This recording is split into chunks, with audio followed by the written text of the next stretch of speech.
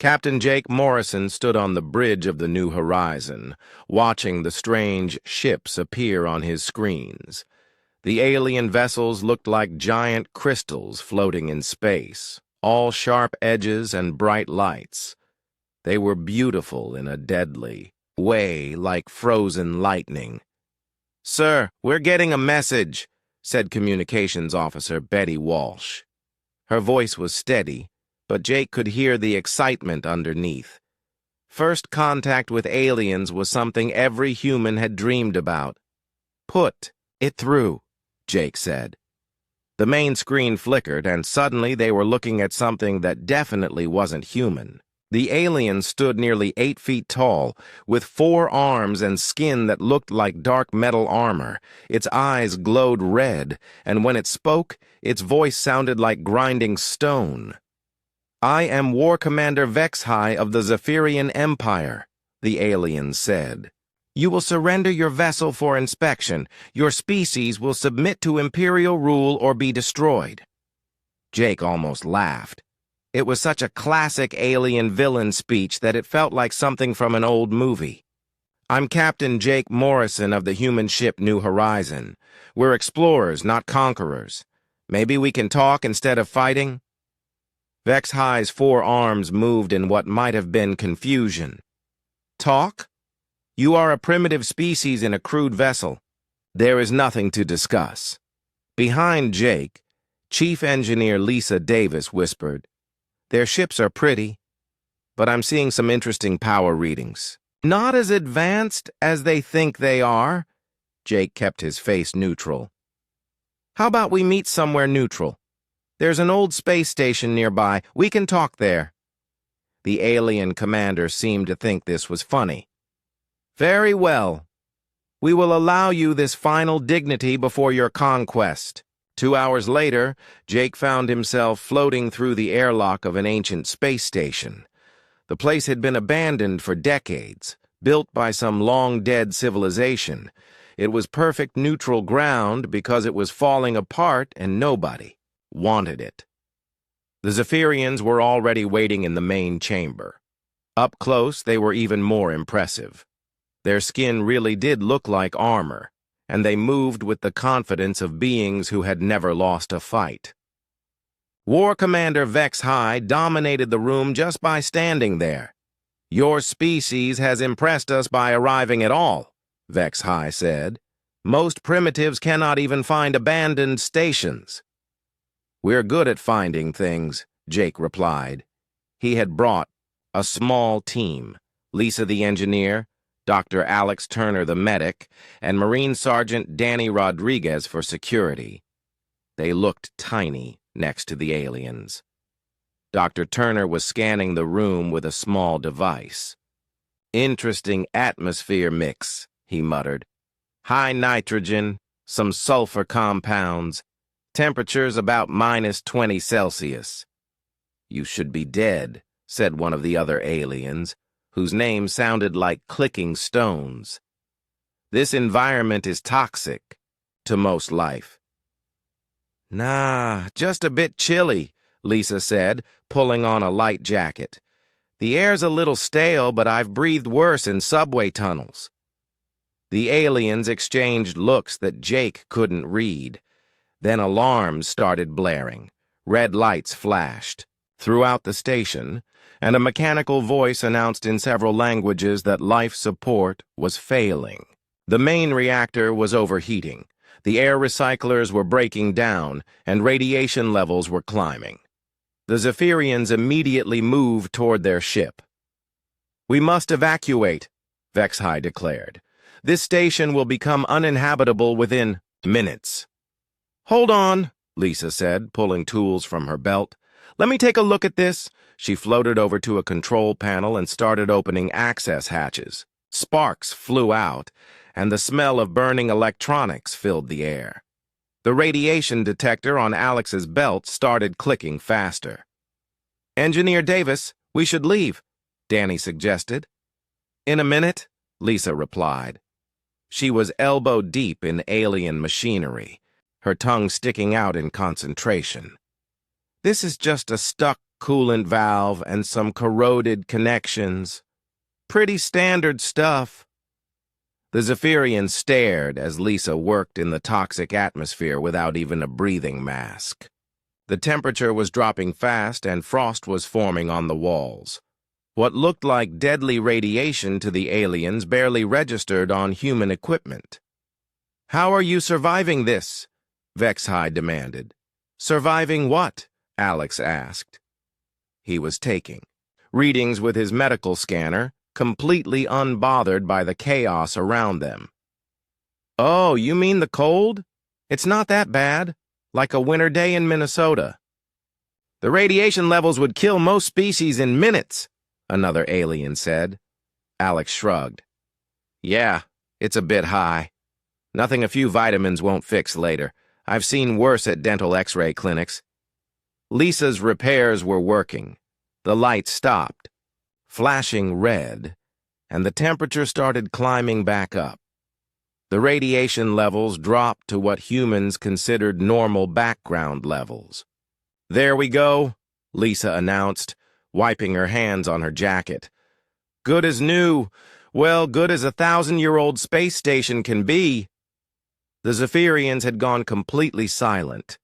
They stared at the humans like they were looking at ghosts or demons. War Commander Vex High's red eyes were wide with something that might have been fear. "You worked in a lethal environment without protection," he said slowly. "Lethal?" Danny laughed. "That was just Tuesday, sir. You should see what we deal with. Back on Earth during hurricane season? Your species is impossible," Vex High whispered. Jake decided to push a little. "We're just practical. When something breaks, you fix it. When it's cold, you put on a jacket. When there's a problem, you solve it." But the toxic atmosphere, the radiation, the temperature extremes, another alien said. "Look, we appreciate the concern," Alex said kindly, "but we're fine. Actually, would you like me to check you over? Some of you look a little pale. Well, paler than usual." 3 of the Zephyrians had indeed collapsed during the crisis. Their armor-like skin had turned a sickly color and they were breathing hard. Alex knelt beside them with his medical kit, completely unconcerned about the environment that had nearly killed them. "Just a little environmental shock," he diagnosed. "You'll be fine with some rest and fluids." As Alex treated the alien warriors, with basic first aid, War Commander Vex High backed toward his ship. His confident demeanor was completely gone. "This meeting is over," he announced. We will contact you later." The Zephyrians fled to their ships and jumped to hyperspace. So fast they left energy trails. Jake looked around at his team. "Well, that went better than expected." "Did we just scare off an entire alien invasion fleet by fixing their space station?" Lisa asked. "I think we did," Danny replied. "Should we put that in the report?" Jake smiled. "Let's just say we made a strong first impression. None of them understood yet that they had just done something the Zephyrians considered impossible. They had treated a deadly crisis as a minor inconvenience, survived in an environment that should have killed them, and then helped their enemies out of pure human instinct. To the humans, it was just another day at work. To the aliens, it was their first encounter with creatures from the darkest nightmares of civilized space. War Commander Vex High stood before the Zephyrian High Command, still shaking from what he had witnessed. The great crystal chamber echoed with his words as he made his report. "The humans are not what they appear," he said. "They are demons who thrive in the void between worlds. They breathe poison and walk through radiation that would kill our strongest warriors." High Commander Zelthar, ancient and wise, studied the recordings from the meeting. "You say they repaired a failing station with their bare hands? In a toxic environment that nearly killed 3 of my best soldiers," Vex High replied. They treated it like a minor inconvenience. The command council whispered among themselves. Never before had their proud warrior race encountered beings who could casually survive what they considered lethal conditions. We must learn more, Zelthar decided. Send our science division to study these humans, but carefully. Meanwhile, Captain Jake Morrison was dealing with his own command decisions. Earth had received the Zephyrian contact reports with great interest. The politicians wanted to make friends, the military wanted to prepare defenses, and the scientists wanted to learn everything. "Sir, we're getting another alien transmission," Betty Walsh announced. This time, the alien on screen was different. Smaller than Vex High, with smoother skin and only 2 arms. Its voice was higher, more curious than threatening. "I am Scholar Prime Kethara of the Zephyrian Science Division. We request permission to visit your home world for cultural exchange." Jake looked at his crew. This was a big decision. Inviting aliens to Earth could change everything. "We'd be honored to host you," Jake replied. "But I should warn you, Earth can be a bit challenging for visitors." Kethara seemed pleased. "We are prepared for any environment. The Zephyrian Empire has explored thousands of worlds." 2 weeks later, the Zephyrian science ship entered Earth's solar system. Scholar Prime Kethara and her team of researchers expected to find a fortress world, heavily defended and militarized. Instead, they found something that made no sense. "These readings cannot be correct," said her assistant, a nervous alien named Pixara. "The planet's atmospheric composition is toxic. The gravity would crush most civilized beings. The magnetic field is so strong it's interfering with our equipment." Kethara checked the data 3 times. "Earth registered as a Class Death World, the most dangerous category in their classification system. Only the most extreme military training worlds rated that high." "How do they live there?" she whispered. The answer came when they landed at the human spaceport in Florida. The moment the airlock opened, the alien scientists were hit with air that burned their lungs and gravity that made their bones ache. The temperature was a sweltering 35 degrees Celsius, with humidity that felt like drowning. Dr. Patricia Wells, a marine biologist assigned as their guide, met them at the landing pad wearing shorts and a t-shirt. She looked completely comfortable in conditions that had the aliens gasping. "Welcome to Earth," Patricia said cheerfully. "Sorry about the weather. It's a bit muggy today." The aliens stared at her. What she called muggy would require emergency environmental suits on any civilized world. "Your planet is classified as uninhabitable," Kethara managed to say through her breathing apparatus. "Really? That's silly. We've got 7 billion people living here quite happily," Patricia replied. "Come on, let me show you around." The tour that followed broke several Zephyrian minds. Patricia took them to a beach where humans were swimming in water that contained enough salt to preserve meat. Children were playing in sand heated to temperatures that would cook food. Adults were lying in direct sunlight that would blind most alien species. "Don't they realize the solar radiation will kill them?" Pixara whispered. "Oh, they know," Patricia said. "That's why they use sunscreen. Some of them are trying to get tans." Tans? Controlled radiation damage to darken their skin. They think it looks nice. The aliens had to sit down. Humans were deliberately exposing themselves to radiation for cosmetic purposes. Things got worse when Patricia took them to her research station. She wanted to show them Earth's ocean life, which she described as mostly harmless. The Zephyrians watched in horror as Patricia suited up for what she called a quick dive. Her equipment looked primitive compared to their advanced environmental systems. She wore a simple wetsuit, basic breathing gear, and a few instruments. "The water's only 15 degrees today," she said. "A bit chilly, but not too bad." 15 degrees was cold enough to flash freeze most alien species. Patricia jumped in like it was a warm bath. Underwater, the nightmare continued. Patricia swam casually through an environment that would crush most civilized beings. The pressure at 50 meters down would implode standard alien equipment. She pointed out various sea creatures like they were pets. "That's a great white shark," she said through her radio. "Beautiful animal, about 4 meters long." The beautiful animal was a killing machine with rows of razor teeth, designed by evolution to be the perfect predator. On any civilized world, it would require military intervention to contain. "Should we call for rescue?" Kethara asked in panic. "Rescue? Why?" Patricia replied. She was taking pictures of the shark like a tourist. "He's just curious.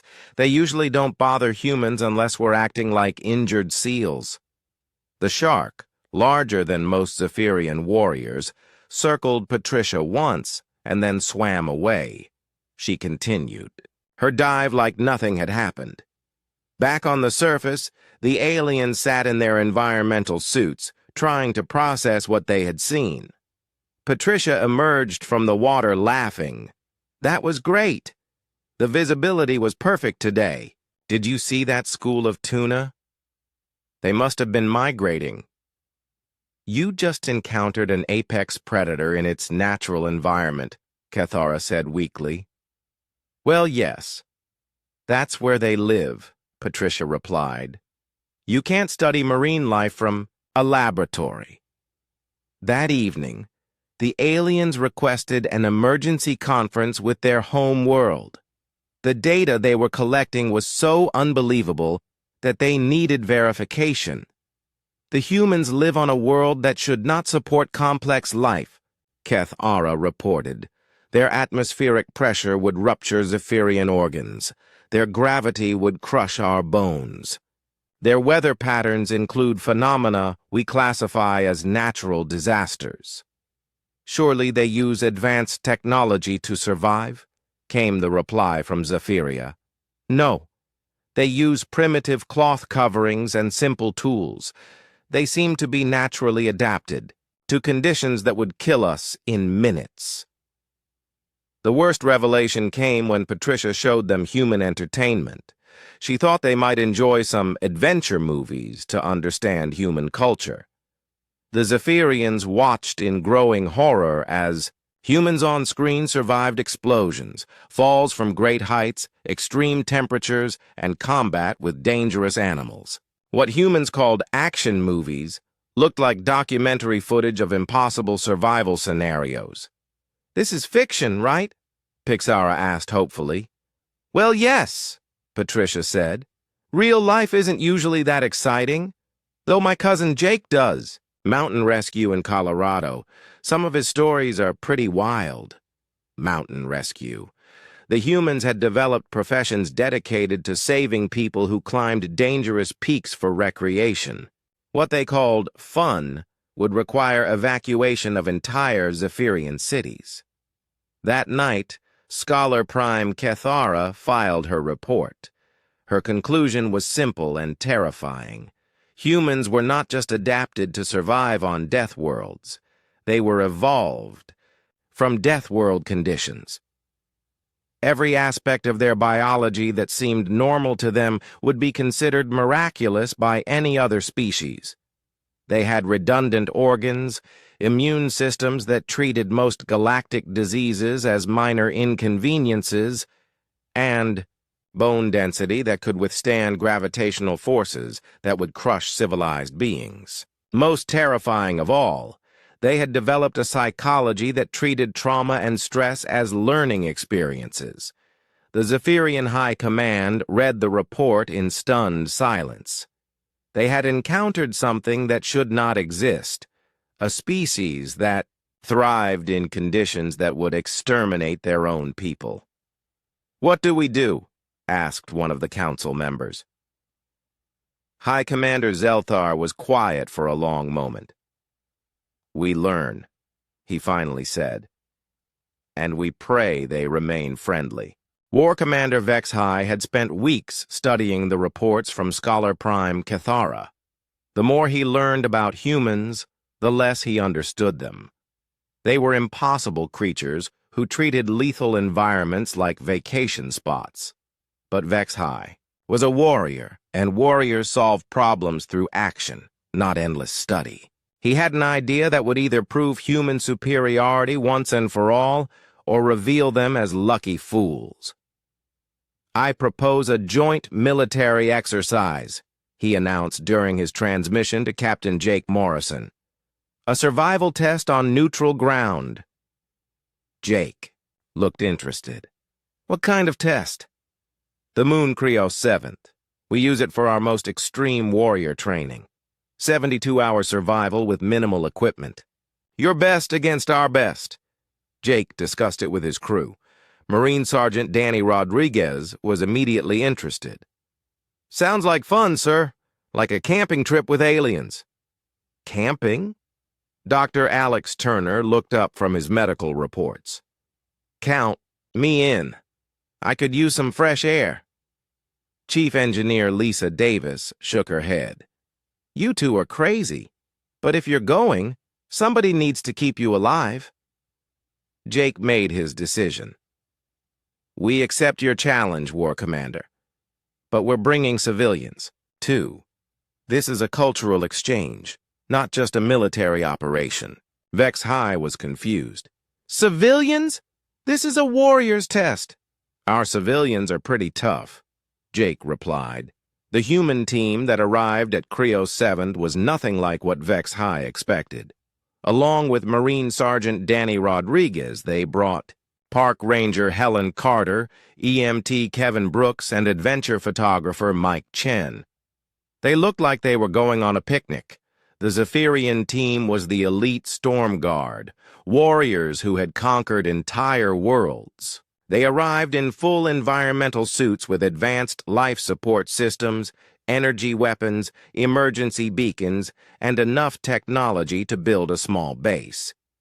The humans showed up in what the aliens could only describe as cloth wrappings.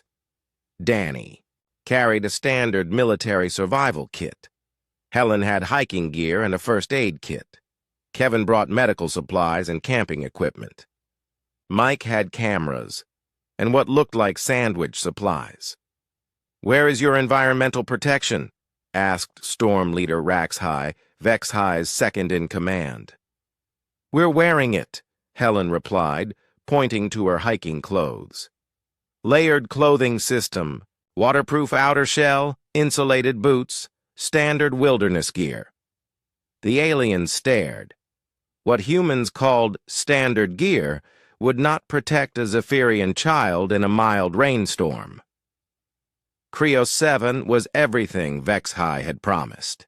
The moon's surface was a nightmare of radiation storms, toxic geysers, and carnivorous crystalline formations that hunted by vibration. The atmospheric pressure varied wildly between zones, and the temperature swung from boiling to freezing without warning. The Zephyrian Storm Guard set up their base camp using advanced shelters and force field generators. Their equipment hummed with power, creating a safe bubble of civilization in the hostile environment. The humans looked around and started gathering rocks. "What are you doing?" Vex High asked. "Building shelter," Danny replied. He was stacking stones with practiced efficiency. Rock walls block wind and radiation. Basic wilderness survival. "Those stones are crystalline formations with sharp edges," another Zephyrian warned. "They will slice through your flesh." Danny held up his hands, which were protected by simple work gloves. "That's what gloves are for." Helen was examining some of the local crystal growths. "These are interesting. Some of them are actually edible. High mineral content, probably very nutritious." "Edible?" The aliens were horrified. Those formations are toxic to most life forms. Well, yes, if you eat too many, Helen agreed. But in small amounts, they're fine. Like mushrooms back home. You just need to know which ones are safe, she demonstrated by breaking off a small piece and chewing it thoughtfully. Bit salty, but not bad. Reminds me of seaweed. 3 Zephyrians fainted. As the hours passed, the differences became more obvious. The first radiation storm hit after 6 hours, and the aliens retreated to their shielded shelters. The humans simply moved to the rock shelter Danny had built and waited it out. The radiation levels are lethal, Vex High called out through his suit radio. Nah, just a bit high, Kevin replied. He was using the storm's electromagnetic effects to charge some of his equipment. I've seen worse in hospital X-ray rooms. The carnivorous crystals started hunting when night fell. The Zephyrians detected them with advanced sensors and prepared their energy weapons. The humans heard them coming and started making noise. What are you doing? Vex High demanded. You are attracting the predators. That's the idea, Helen said. She was banging on a metal cup with a spoon. They hunt by vibration, right? So we give them something to chase. She had set up a simple trap using rope and rocks. When the crystals followed the sound, they triggered a rock slide that buried them, harmlessly. Problem solved, she announced. Now we can sleep. The Zephyrians could not understand how the humans were not only surviving, but thriving. Danny had turned the deadly environment into a training exercise. Helen was cataloging local resources like she was in a nature preserve. Kevin was treating the whole experience as an interesting medical emergency. Mike was taking photos of everything like he was on vacation. The breaking point came on the second day when a massive toxic geyser erupted near both camps. The poisonous gases would kill most life forms in minutes, and the heat could melt metal. The Zephyrian Storm Guard activated emergency protocols and called for evacuation. Their technology was failing in the harsh conditions, and even their advanced suits could not protect them from the toxic cloud. The humans studied the geyser for a few minutes, then Danny made an announcement. We're moving camp upwind. Helen, what's the prevailing air current? Helen checked a simple wind indicator. Northwest wind, steady at about 15 knots. The toxic cloud will drift southeast. Kevin, how long before the gas disperses? Kevin consulted a basic atmospheric chart. Maybe 6 hours, depending on wind speed. Mike, you getting good pictures of this? Mike was photographing the eruption, like it was a tourist attraction. Great shots. This'll look amazing in the Nature magazine. They packed up their simple camp and moved to a new location. The whole process took 20 minutes. The Zephyrians watched in amazement as the humans treated a lethal disaster as a minor inconvenience.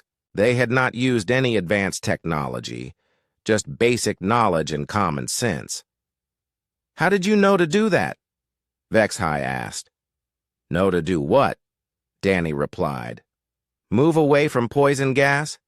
That's pretty basic. Like getting out of the way when a train's coming. The final crisis came when a radiation storm larger than any in the moon's recorded history struck on the 3rd day. The Zephyrian equipment began failing completely, and their environmental suit started losing power. We must evacuate immediately, Vex High declared. This storm will kill us all. The humans looked at the readings and started digging. What are you doing now? Vex High demanded. Storm shelter, Helen replied, throwing dirt over her shoulder. Underground is always safer during radiation events. Basic civil defense. They dug a simple cave in the rocky soil and covered it with salvaged materials. It was crude compared to Zephyrian technology, but it worked. The humans rode out the storm in their dirt shelter while sharing their limited food and water with the aliens. You are protecting us, Vex High said in wonder. "Even though we challenged you." "Well, yeah," Kevin said, offering him an energy bar. "You're people. People help people. That's how it works." When rescue ships arrived to evacuate the failing Zephyrian equipment, they found the humans calmly breaking camp. Danny was cleaning his gear, Helen was making notes about local wildlife, Kevin was checking everyone for radiation exposure, and Mike was organizing his photos. "How was the exercise?" Captain Jake Morrison asked over the radio. "Pretty good training," Danny replied. "A bit challenging, but nothing we couldn't handle. The aliens are tough, but their equipment isn't designed for this kind of environment." Vex High stared at the humans as they prepared to leave. His greatest warriors had been defeated, not by superior force, but by creatures who treated his ultimate test as a weekend camping trip. "Your species is impossible," he said again. "We're just practical," Helen replied kindly. "When life gives you problems, you solve them. When it gives you lemons, you make lemonade." "What are lemons?" Helen smiled. "I'll explain later. Want to see some pictures of Earth fruits? Wait until you hear about pineapples." As the human transport lifted off, Vex High realized that everything he thought he knew about strength and survival was wrong. The humans had not conquered their environment through technology or force. They had adapted to it, learned from it, and made it their home. They were not warriors in the Zephyrian sense. They were something far more dangerous, survivors who could thrive anywhere. The results from the Creo 7th exercise sent shock waves through the Zephyrian Empire. Not only had their elite storm guard been outperformed by human civilians, but they had been saved by the same beings they were trying to test. Scholar Prime. Cathara was called before the High Command to explain the impossible. She stood in the great crystal chamber, her research data floating in holographic displays around her. "The humans are not what we thought," she began. "They are not a warrior species like us. They are something far more dangerous. A species evolved from pure survival pressure." High Commander Zelthar studied the data with growing alarm. "Explain what you mean by survival pressure." Cathara activated a display showing human anatomy. Every aspect of their biology is designed for one thing: staying alive in conditions that would kill other species. They have redundant organ systems. If one kidney fails, the other takes over. If part of their liver is damaged, it grows back. Their bones are dense enough to withstand impacts that would shatter our skeletons. "But surely this is the result of advanced genetic engineering," another council member suggested. "No. This is natural evolution. The humans shared their history with me." Cathara brought up another display, showing Earth's timeline. "Their planet has experienced multiple extinction-level events, ice ages that lasted thousands of years, volcanic eruptions that blocked out their sun, asteroid impacts that ended entire ecosystems, pandemic diseases that killed most of their population." The council was silent. Any one of those events would have destroyed Zephyrian civilization. The humans did not flee from these disasters. They adapted to them. Generation after generation, only the strongest and most adaptable survived. Over millions of years, they became perfectly designed for surviving the impossible. Dr. Patricia Wells had returned to Earth with the Zephyrian science team, eager to share more human knowledge. She was currently showing them through a children's hospital, thinking it would demonstrate human compassion. The aliens were horrified for different reasons. "These young humans," Pixara whispered, watching children play in the pediatric ward. "They are surviving injuries that would kill adult Zephyrians." A 6-year-old named Tommy was running around with a cast on his leg. He had fallen from a tree and broken his femur, but he was already healing. His bone density was repairing itself at a rate that seemed impossible. "Oh, kids heal fast," Dr. Sarah Johnson, the pediatrician, explained. "Tommy will be good as new in a few weeks. Children are remarkably resilient."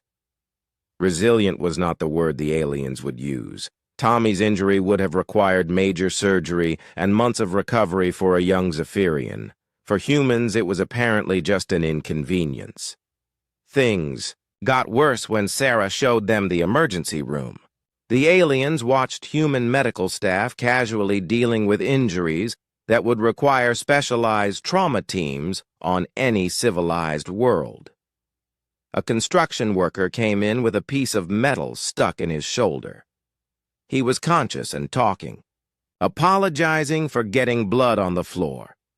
The human doctors removed the metal, cleaned the wound, and sent him home with antibiotics. That injury penetrated multiple muscle groups and missed major arteries by millimeters, Cathara observed. "Yeah, Pete's pretty lucky," Sarah agreed. "Though knowing Pete, he'll probably be back at work tomorrow." Back at work? With that wound? Well, it's not that bad. We see much worse during construction season. The aliens had to sit down. Humans routinely survived injuries that would be fatal to most species, then returned to the activities that caused the injuries in the first place. Engineer Tony Martinez was having similar conversations with Zephyrian technology specialists. He was trying to explain human engineering philosophy, but the aliens could not understand it. "You build machines to go deeper into dangerous environments?" asked Chief Engineer Morehigh. "Sure," Tony replied. "If there's somewhere we can't go, we build something that lets us go there. Deep ocean submersibles, spacesuits, Arctic vehicles. The more dangerous the place, the more interesting the engineering challenge." But why? Why not simply avoid the dangerous places? Tony looked confused. "Because that's where the interesting stuff is. The deep ocean has creatures we've never seen. Space has planets we've never explored. The Arctic has resources we need. You can't make discoveries by staying safe." The Zephyrians realized that human technology was not designed to create safe spaces. It was designed to let humans go to even more dangerous places. Mary Johnson, a kindergarten teacher, made the mistake of showing Zephyrian scholars some human children's stories. She thought fairy tales would demonstrate human creativity and imagination. The aliens read the stories in growing horror. "This young human Goldilocks enters the dwelling of dangerous predators," Cathara said, reading the story with disbelief. "Oh, that's just a children's story," Mary explained. "We tell it to teach kids not to go into other people's houses without permission. The predators in this story could kill an adult Zephyrian." "Well, yes, bears are dangerous, but it's just a story." The aliens read more tales. Hansel and Gretel survived abandonment in hostile wilderness and cannibalistic predators. Jack climbed into the sky to steal from giants. Little Red Riding Hood dealt with predatory wolves. You train your offspring for survival scenarios that would break our elite military units, Pixara whispered. "Train them?" "These are just bedtime stories," Mary replied, "though I suppose they do teach problem-solving skills." The cultural exchange reached its peak when Captain Jake Morrison invited War Commander Vex High to observe human military training. Vex High expected to see something that might explain human capabilities. Instead, he watched human soldiers doing what they called basic training. They were running obstacle courses in full gear, carrying heavy packs, surviving in wilderness conditions, and learning to function on minimal sleep and food. "This is basic training?" Vex High asked. "Entry level," confirmed Drill Sergeant Carol Williams. "We're just teaching them the fundamentals. Real training comes later." Vex High watched human recruits, barely out of childhood, performing feats that would challenge experienced Zephyrian warriors. They were learning to survive in any environment, use any weapon, overcome any obstacle. "What is your advanced training like?" Sergeant Williams grinned. "Ever hear of Navy SEALs, Army Rangers, Special Forces? They make this look like summer camp." The final revelation came when the humans shared their entertainment. Not the children's stories, but their adult entertainment. Movies, books, and games that showed humans facing impossible odds and winning through determination and ingenuity. The Zephyrians watched action movies where individual humans defeated armies. They read books about humans surviving in space, underwater, in deserts, in frozen wastelands. They played games where the goal was to survive increasingly difficult challenges. "This is how you relax?" Vex High asked, watching a movie where the hero survived explosions, falls, fights, and natural disasters. "Well, it's exciting," Jake replied. "We like stories about people overcoming challenges." Vex High was beginning to understand. Humans did not just survive difficult conditions. They sought them out. They told stories about them. They turned survival into entertainment. Scholar Prime Kethera prepared her final report for the High Command. Her conclusions were simple and terrifying. The humans are not conquerors like us. They do not expand by defeating other species. They expand by going places where other species cannot survive. Every world we classify as uninhabitable, they see as a potential home. Every challenge we avoid, they embrace. "What does this mean for the Empire?" High Commander Zelthar asked.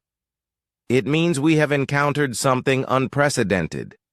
A species that does not fear death because they have been dying and surviving for millions of years. They are not stronger than us or smarter than us. They are simply more persistent." "Are they a threat?" Kethara considered the question carefully. "Not in the way we understand threats. They do not want to conquer us or destroy us. But they will go everywhere, do everything, and survive anything. If we try to stop them, we will fail. If we try to compete with them, we will lose. Then what do you recommend?" "We learn from them, and we hope they continue to like us." War Commander Vex High, listening to the report, made a decision that would change his life forever. He formally requested reassignment to the Human Cultural Exchange Program. "I want to understand them," he told the High Command. "These creatures who treat our worst nightmares as their daily routine. If we are to share the galaxy with them, we must learn their ways." High Commander Zelthar approved the request. "Very well. You will be our first student warrior, learning the ways of the Deathworld survivors." As Vex High prepared for his journey to Earth, he wondered what other impossible things the humans would show him. He was beginning to suspect that everything he thought he knew about life, death, and survival was about to change. The crisis began with a message that made even the confident humans pause. Long-range sensors had detected something emerging from the dark space between galaxies. The Void Swarm. Admiral Carol Thompson stood in the Earth Defense Command Center, studying the incoming data with growing concern. The swarm was vast, consuming entire star systems as it moved through space like a cosmic plague. "How long until it reaches inhabited systems?" she asked. 6 months to the outer colonies," replied her aide, Lieutenant Dan Foster. "Maybe 8 months to reach Earth." Across the galaxy, the Zephyrian Empire was in full panic. High Commander Zelthar had ordered immediate evacuation of all outer worlds. Their greatest enemy, one that had destroyed entire civilizations in the past, had returned.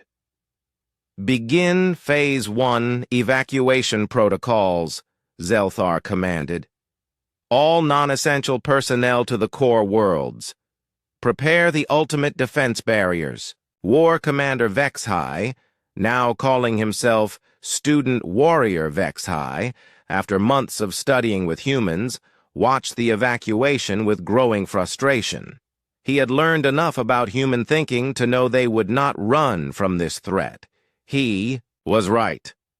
"We're going to study it," Admiral Thompson announced during the emergency meeting with Earth's leaders. "Study it?" President Maria Rodriguez looked shocked. "Admiral, this thing has destroyed entire star systems, which is exactly why we need to understand it," Thompson replied. "We don't run from problems. We solve them." The Zephyrian representatives at the meeting could not believe what they were hearing. While every civilized species in the galaxy was fleeing in terror, the humans wanted to get closer to the danger. "You cannot fight the Void Swarm," Vex High protested. "It is a force of nature like a cosmic storm. You do not fight storms, you hide from them." Captain Jake Morrison, now promoted to Admiral after the first contact successes, smiled at his alien friend. "Vex High, you've been with us long enough to know we don't hide from storms. We study them, predict them, and find ways to work with them." Work with them. Think about it. Back on Earth, we don't fight hurricanes with bigger hurricanes. We track them, understand their patterns, and either get out of their way or find ways to redirect them. The human plan was typically insane by galactic standards. Instead of fleeing, they would send a joint task force directly into swarm territory to gather intelligence. The mission would be led by Jake Morrison with Vex High as the alien liaison. The Zephyrian High Command was horrified when they heard about the mission. "This is suicide," Zelthar declared. "We should be evacuating, not sending our people toward certain death." "With respect, sir," Vex High replied, "I have learned something important during my time with humans. What we call certain death, they call Tuesday." The task force that entered swarm space was small, but determined. The human ships had been modified with technologies learned from studying Deathworld conditions. They could function in environments that would destroy normal vessels. The Zephyrian ships, built for civilized space, struggled immediately. The swarm's presence created energy fields that interfered with their advanced systems. Their sensors went blind, their weapons lost power, and their shields flickered. The human ships adapted. Chief Engineer Lisa Davis, now promoted to Fleet Engineer, had designed systems that could function in any environment. "Just like camping in a thunderstorm," she announced over the communication system. "You adjust your gear for the conditions." Dr. Alex Turner, leading the medical research team, started taking readings of the swarm entities. What he found surprised everyone. "They're not malevolent," he reported. "The bio readings suggest they're in distress. Massive stress indicators, signs of starvation, evidence of recent trauma." "Trauma?" Admiral Morrison asked. "Something hurt them. Badly. They're not attacking star systems out of malice. They're consuming resources because they're desperate."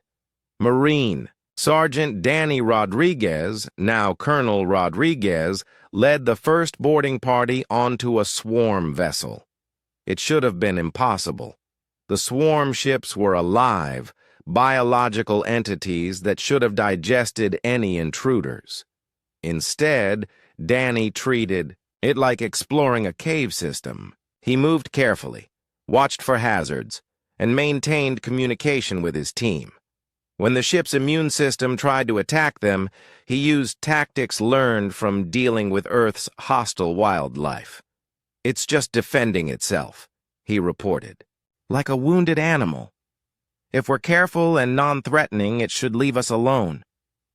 Park Ranger Helen Carter, now Director of Xenological Studies, was analyzing swarm behavior patterns. What she found made everything clear. "They're refugees," she announced. "Look at their movement patterns. This isn't invasion behavior. This is evacuation behavior. They're running from something even worse." The breakthrough came when engineer Tony Martinez figured out how to communicate with the swarm intelligence. Using principles of biological interface that humans had developed for interacting with Earth's ecosystem, he established contact. The conversation that followed changed everything. The swarm was ancient, older than most galactic civilizations. They had once been peaceful, living in the dark spaces between galaxies. But something had come from even deeper space, something that made the swarm itself look harmless. They were fleeing across the galaxy, consuming resources not out of hunger, but out of desperate need for energy to keep running. Every star system they destroyed was actually being converted into fuel for their continued escape. "They're not the enemy," Admiral Morrison realized. "They're victims." The solution was typically human. Instead of fighting the swarm or fleeing from it, they would help it. Diplomat Rachel Stone, Earth's first interspecies crisis negotiator, began working out an agreement. The swarm would avoid inhabited systems in exchange for human assistance in finding uninhabited resources and guidance around galactic civilization. "We know how to survive in hostile environments," Rachel explained to the swarm intelligence. "We can help you find what you need without destroying what others need." The final battle was not a battle at all. It was a rescue operation. When the HFY true enemy emerged from deep space, pursuing the swarm, humans did what they always did. They adapted. The creature from deep space was vast, ancient, and completely alien. It fed on the energy of living worlds, turning entire systems into lifeless husks. The Zephyrians would have fled.